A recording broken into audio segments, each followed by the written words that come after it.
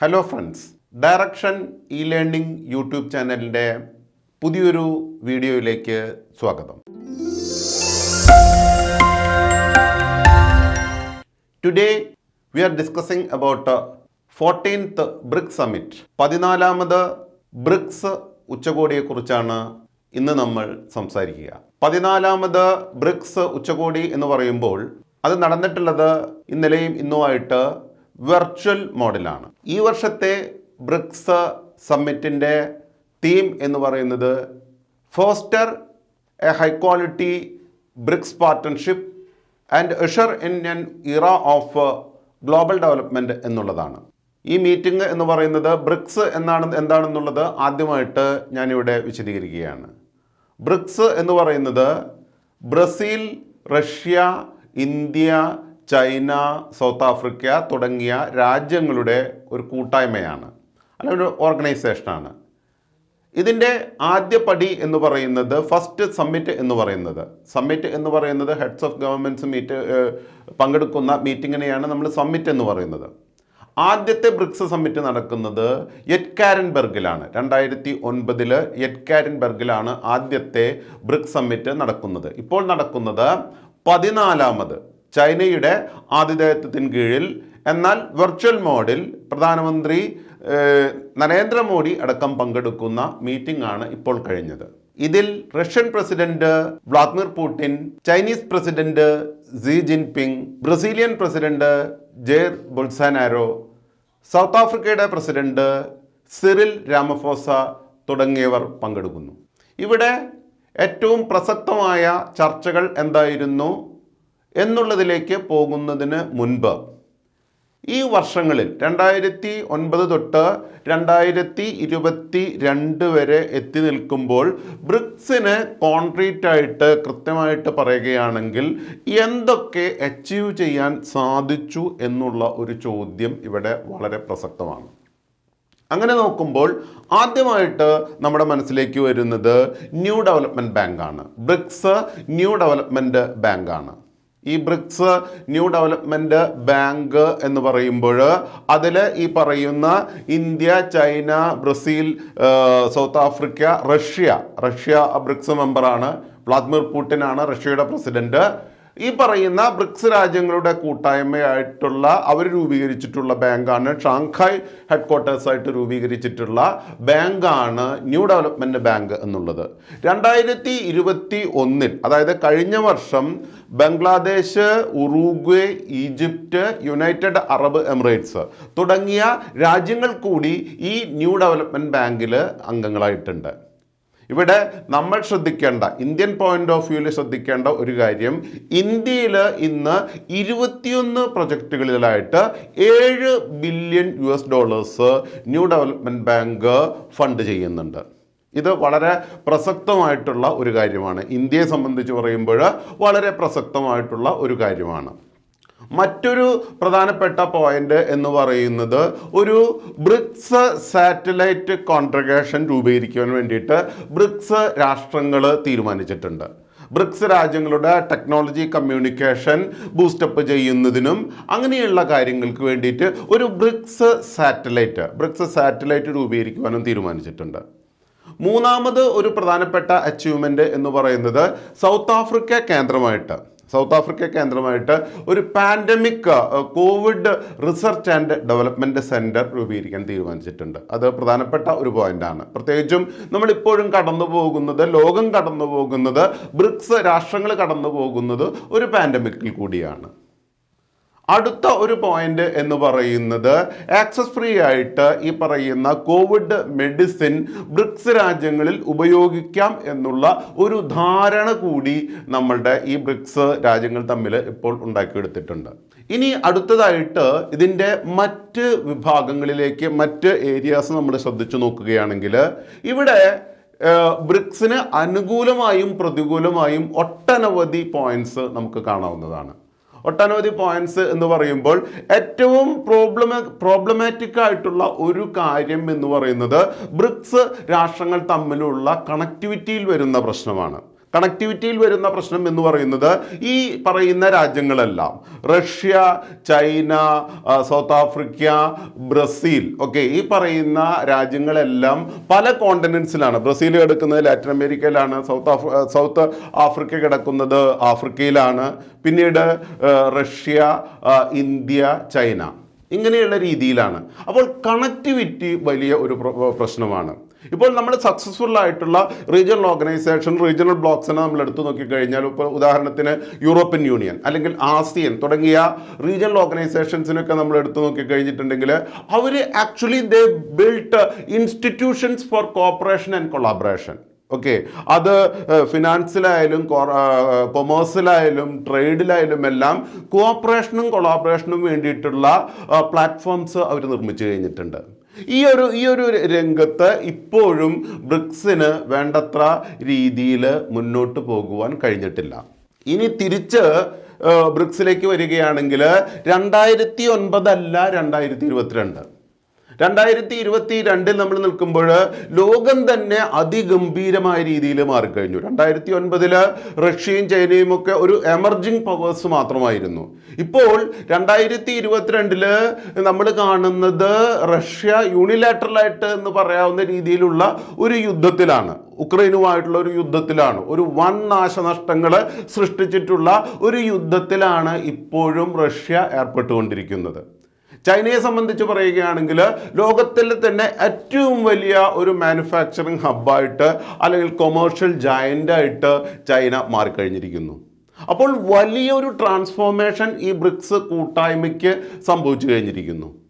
പിന്നെ ബ്രിക്സ് കൂട്ടായ്മയെക്കുറിച്ച് പറയുകയാണെങ്കിൽ അടുത്ത ഒരു പോയിന്റ് എന്ന് പറയുന്നത് ഇതിൽ ഇന്ത്യയുടെ സ്പേസ് എന്നുള്ളതാണ്.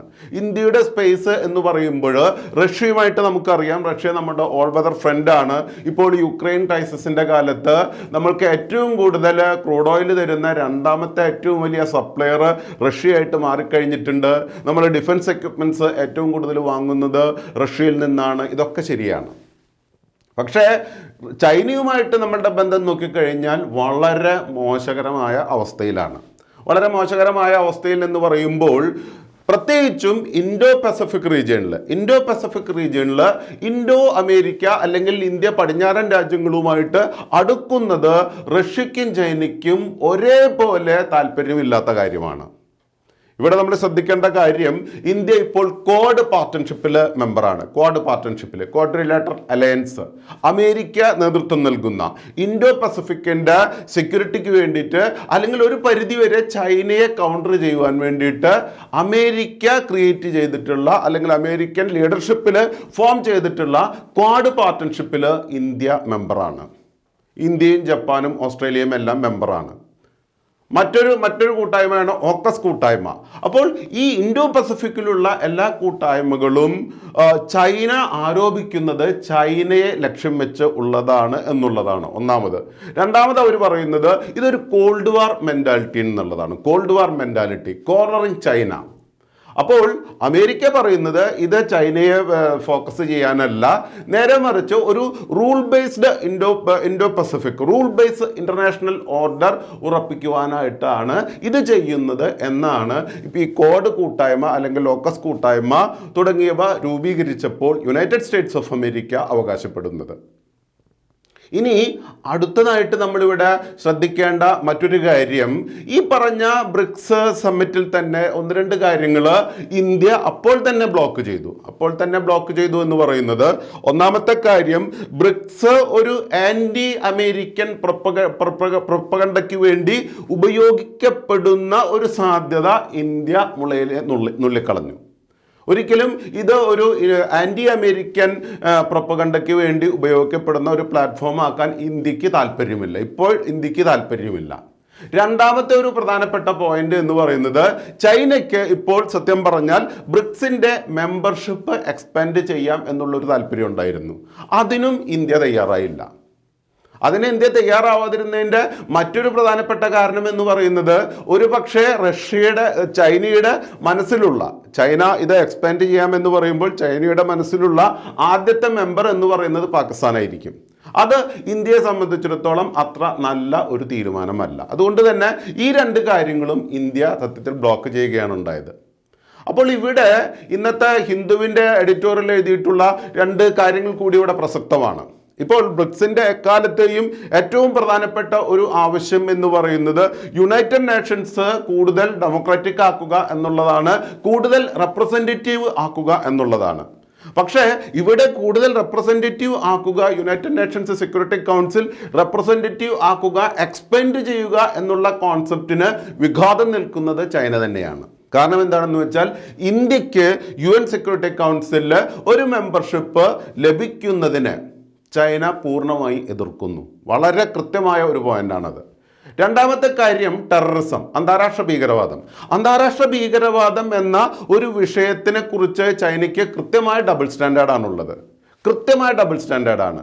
പലപ്പോഴും അവർ സിൻജിയാനിലെ പ്രോവിൻസസിലെ പ്രശ്നങ്ങളെക്കുറിച്ച് പറയുന്നു, അല്ലെങ്കിൽ റോഹിൻഗ്യാസിൻ്റെ പ്രശ്നത്തിൽ മ്യാൻമറിനെ അവർ സപ്പോർട്ട് ചെയ്യുന്നു. ഇങ്ങനെയുള്ള കാര്യങ്ങളൊക്കെ ചെയ്യുമ്പോൾ തന്നെ ഇന്ത്യക്കെതിരെ പാകിസ്ഥാൻ നടത്തിക്കൊണ്ടിരിക്കുന്ന പല പ്രവർത്തനങ്ങളിലും ഡയറക്റ്റായിട്ടോ ഇൻഡയറക്റ്റായിട്ടോ അസിസ്റ്റ് ചെയ്യുന്നത് അന്താരാഷ്ട്ര തലത്തിൽ ചൈന ആ പ്രവൃത്തി തുടരുക തന്നെ ആണ്. ഇപ്പോൾ കഴിഞ്ഞ ദിവസമാണ് ലഷ്കർ ഇ തയ്യബയിലെ വളരെ പ്രമുഖനായിട്ടുള്ള അബ്ദുൾ റഹ്മാൻ മക്കി, ഈ അബ്ദുൾ റഹ്മാൻ മക്കിയെ ഒരു ഡെസിഗ്നേറ്റഡ് ഇന്റർനാഷണൽ ടെററിസ്റ്റ് ആക്കാനുള്ള ഇന്ത്യയുടെയും അമേരിക്കയുടെയും ശ്രമത്തിന്, അതായത് UN കൗൺസിലിലെ സാങ്ഷൻസ് കമ്മിറ്റിയുടെ ആ ഒരു ഡിസിഷന് ചൈന വീറ്റോ ചെയ്യുകയാണ് ഉണ്ടായത്.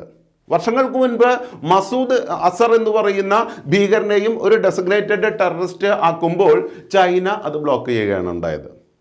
അപ്പോൾ ബ്രിക്സിലേക്ക് തിരിച്ചു വരികയാണെങ്കിൽ ഈ ബ്രിക്സ് കൂട്ടായ്മയിലെ രാഷ്ട്രങ്ങൾ തമ്മിലുള്ള വിശ്വാസ്യത അല്ലെങ്കിൽ വിശ്വാസം, കോപ്പറേഷൻ, കൊളാബറേഷൻ യഥാർത്ഥമായ അർത്ഥത്തിൽ വർദ്ധിപ്പിക്കേണ്ടതുണ്ട്. അല്ലാതെ ഈ കൂട്ടായ്മയ്ക്ക് വലിയ ഭാവിയില്ല. അപ്പോൾ ഇവിടെ മറ്റൊരു കാര്യം കൂടി നമ്മൾ ശ്രദ്ധിക്കേണ്ടതാണ്. ബ്രിക്സ് മാത്രമല്ല, മറ്റ് പല ലോക സംഘടനകളിലും ഇന്ത്യയും ചൈനയും റഷ്യയും എല്ലാം മെമ്പേഴ്സാണ്. മറ്റൊരു നമ്മൾ എല്ലാവരും മെമ്പേഴ്സായിട്ടുള്ള ഒരു ഓർഗനൈസേഷനാണ് ഷാങ്ഹായ് കോപ്പറേഷൻ ഓർഗനൈസേഷൻ. മധ്യേഷ്യയിലെ ഒരു പ്രധാനമായ ഓർഗനൈസേഷനാണ് ഷാങ്ഹായ് കോപ്പറേഷൻ ഓർഗനൈസേഷൻ, SCO. ഈ ബ്രിക്സ് പോലെ തന്നെ ബ്രിക്സിലിപ്പോൾ ബ്രസീലൊക്കെ ഉണ്ടെന്ന് മാത്രം, ബ്രസീൽ, സൗത്ത് ആഫ്രിക്ക തുടങ്ങിയ. അപ്പോൾ SCOയിൽ നമ്മൾ മെമ്പറാണ്, WTOയിൽ നമ്മൾ മെമ്പേഴ്സാണ്, യുണൈറ്റഡ് നേഷൻസിൽ നമ്മൾ മെമ്പേഴ്സാണ്. ഇങ്ങനെ പല മേഖലകളിലും ഇന്ത്യയും ചൈനയും റഷ്യയും സൗത്ത് ആഫ്രിക്കയും ബ്രസീലും എല്ലാം സഹകരിക്കുന്നുണ്ട്.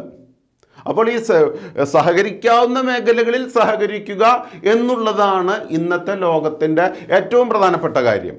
ഒരു രാജ്യവും തമ്മിൽ അല്ലെങ്കിൽ ഒരു ഗ്രൂപ്പും തമ്മിൽ പൂർണ്ണമായ ഐക്യവും പൂർണ്ണമായ ശത്രുതയും ഇന്ന് പ്രത്യേകിച്ച് 2022 നിൽക്കുമ്പോൾ നമുക്ക് സാധ്യമല്ല. അത് വളരെ ക്ലിയർ ആയിട്ടുള്ള കാര്യമാണ്.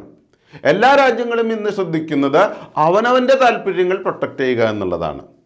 ഇവിടെ ഏറ്റവും രസകരമായ മറ്റൊരു കാര്യം, ഇന്ന് ചൈനയ്ക്ക് ഏറ്റവും കൂടുതൽ ഓയിൽ നൽകുന്ന രാജ്യമായിട്ട് റഷ്യ മാറിക്കഴിഞ്ഞിരിക്കുന്നു. ഈ ദിവസങ്ങളിൽ ഇന്ത്യക്ക് ഏറ്റവും കൂടുതൽ ഓയിൽ നൽകുന്ന രണ്ടാമത്തെ ഏറ്റവും വലിയ രാജ്യമായിട്ട് റഷ്യ മാറിക്കഴിഞ്ഞിരിക്കുന്നു. നമ്മുടെ എഡിബിൾ ഓയിൽസിനും സൂര്യകാന്തി എണ്ണയ്ക്കും വേണ്ടിയിട്ട് നമ്മൾ ഉക്രൈനെ വിട്ടിട്ട് നമ്മൾ അർജന്റീനയിലേക്കൊക്കെ നോക്കിക്കൊണ്ടിരിക്കുന്നു. അങ്ങനെ വളരെ ഡൈനമിക് ആയിട്ടുള്ള ഫാസ്റ്റ് ചേഞ്ചിങ് ആയിട്ടുള്ള ഒരു ലോകക്രമത്തിലാണ് നമ്മൾ മുന്നോട്ട് പോയിക്കൊണ്ടിരിക്കുന്നത്. ഇനി അവസാനമായിട്ട് ഒരു പ്രധാനപ്പെട്ട കാര്യം കൂടി നിങ്ങളോട് പറയുവാനുണ്ട്. നമ്മളുടെ പബ്ലിക് പെർസെപ്ഷൻ നമ്മൾ നോക്കിക്കഴിയുമ്പോൾ, നമ്മുടെ പത്രങ്ങൾ നോക്കിക്കഴിയുമ്പോൾ പലപ്പോഴും ഇന്ത്യയും ചൈനയും എന്താണ്, ഇന്ത്യയും ചൈനയും വലിയ ശത്രുക്കളാണ്, നമ്മൾ ലഡാക്കിലെ പ്രശ്നമുണ്ട്, ഗൽവാൻ വാലിയിൽ വെടിവെപ്പുണ്ടായി, അല്ലെങ്കിൽ മറ്റ് പല മേഖലകളിലും ഇന്ത്യയും ചൈനയും തികച്ചും വ്യത്യസ്തമായ നിലപാടുകൾ ഉള്ള രാജ്യങ്ങളാണ് എന്നുള്ള രീതിയിലൊക്കെയുള്ള കാര്യങ്ങളുണ്ട്. ഇതൊക്കെ ഒരു പരിധിവരെ സത്യമാണ്. പക്ഷെ അതേസമയം തന്നെ നമ്മൾ മനസ്സിലാക്കേണ്ട ഒരു യാഥാർത്ഥ്യമുണ്ട്. ഞാൻ നേരത്തെ പറഞ്ഞു, ഒരു രാജ്യവും തമ്മിലും പൂർണ്ണമായ സഹകരണവുമില്ല, പൂർണ്ണമായ ശത്രുതയുമില്ല. ഇപ്പോൾ ട്രേഡ് ആൻഡ് കൊമേഴ്സിൻ്റെ കാര്യത്തിൽ നോക്കിക്കഴിഞ്ഞാൽ ഇന്ത്യയുടെ ഏറ്റവും വലിയ രണ്ടാമത്തെ ട്രേഡ് പാർട്ണറാണ് ചൈന. ഇപ്പോൾ കഴിഞ്ഞ വർഷത്തെ ഈ 21-22 വർഷത്തെ ഇൻഡോ ചൈന ട്രേഡ് എന്ന് പറയുന്നത് ഏതാണ്ട് $115 ബില്യൺ ആണ്. $115 ബില്യൺ ആണ്. അതിന് തൊട്ട് മുന്നത്തെ വർഷം അത് 86 ബില്യൺ ആയിരുന്നു. ഇപ്പോഴത് $115 ബില്യൺ എന്ന് പറയുന്ന ഒരു വലിയ എമൗണ്ടിൽ എത്തി നിൽക്കുന്നു. അപ്പോൾ ഏറ്റവും രസകരമായിട്ടുള്ളൊരു കാര്യം, ഇപ്പോൾ നമ്മളുടെ പബ്ലിക് പെർസെപ്ഷൻ വെച്ച് നോക്കുമ്പോൾ ചൈനയേക്കാൾ എത്രയോ വലിയൊരു രാജ്യമാണ് റഷ്യ. നമ്മുടെ വളരെ അടുത്ത സുഹൃത്താണ്. റഷ്യയും ഇന്ത്യയുമായിട്ട് വേറെ ശത്രുതകളൊന്നുമില്ല, വളരെ സൗഹൃദമാണ്. ഇതൊക്കെ പറഞ്ഞാലും ഇന്ത്യ റഷ്യ വ്യാപാരം എന്ന് പറയുന്നത് ഈ കഴിഞ്ഞ വർഷം വെറും 13 ബില്യൺ മാത്രമാണ്. വെറും 13 ബില്യൺ. അപ്പോൾ ഇക്കഴിഞ്ഞ ദിവസമാണ് Saint Petersburg economic forum, international economic forum, റഷ്യയുടെ ഡാവോസ് എന്നറിയപ്പെടുന്ന Saint Peters international economic forum കഴിഞ്ഞത് ഈ 2 ആഴ്ച മുന്നാണ്.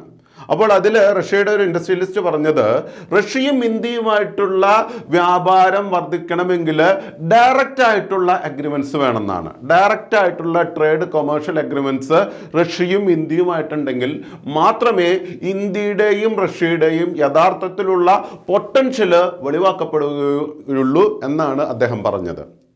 അപ്പോൾ ഇവിടെ ഇന്ത്യയുടെ സ്ട്രാറ്റജിക് ആയിട്ടുള്ള കണ്ടീഷൻസിലേക്ക് അല്ലെങ്കിൽ നമ്മുടെ സിറ്റുവേഷനിലേക്ക് തിരിച്ചു വരികയാണെങ്കിൽ, പ്രത്യേകിച്ചും ഇൻഡോ പസഫിക്കിൽ ഈ പറഞ്ഞ 2 ബ്ലോക്കുകൾ എന്ന് പറയുമ്പോൾ ശരിക്കും പറഞ്ഞാൽ ഈ പറയുന്ന റഷ്യ ചൈന ഒരു അലയൻസ് ഗ്രൂപ്പ് ഫോമിൽ നിൽക്കുന്നു. ഇപ്പുറത്ത് അമേരിക്കയുടെ ലീഡർഷിപ്പിലുള്ള വെസ്റ്റ് നിൽക്കുന്നു.